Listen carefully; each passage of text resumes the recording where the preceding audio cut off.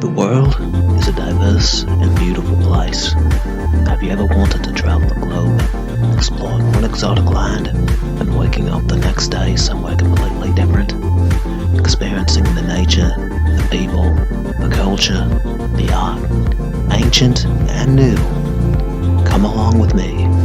From ice to desert, beaches to mountains, in the jungle, in the city, and everywhere in between. Soaking in the splendor Mother Earth and all her inhabitants have to show us. By air, by land, by sea, this is Around the World at the Speed of Mike. As a tourist, I liked Edinburgh better, visually at least, but Glasgow definitely has its own style to it, and it's definitely worth a visit as well. I don't want to say it's more general or generic than Edinburgh, but I think the best way to sum it up is with the Duke of Wellington statue in front of the Modern Art Museum. It's a statue full of history, dignity, and class, and traffic cones are just constantly placed on its head. It's kind of a practical joke. So in my mind, Glasgow is a city with plenty of old world class, accented with a modern stride.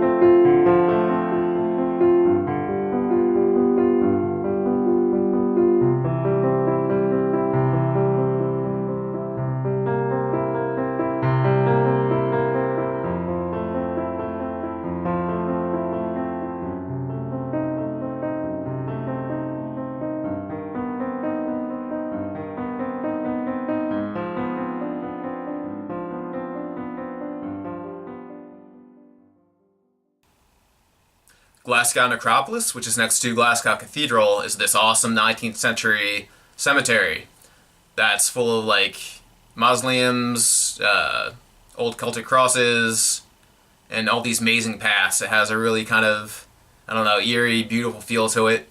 It's definitely the best site in Glasgow, in my opinion. So that concludes my visit to Scotland. Overall, I spent about $160 over 5 nights, or $32 per day, however you want to say it. I used hostels in Edinburgh. It cost $9 per night. Glasgow was $14, I think. Food-wise, I went cheap and I went to their dollar store equivalent, which is a Poundland, because they use pounds, go figure. But even if you do that cheap route, make sure you splurge a little bit and head to a pub and get some haggis. That's just kind of a must-do. Transportation-wise, the round-trip bus from the airport cost $10 and then a round-trip train from Edinburgh to Glasgow was $34 I think. You can take the bus, which is cheaper in that case, but it takes a little longer.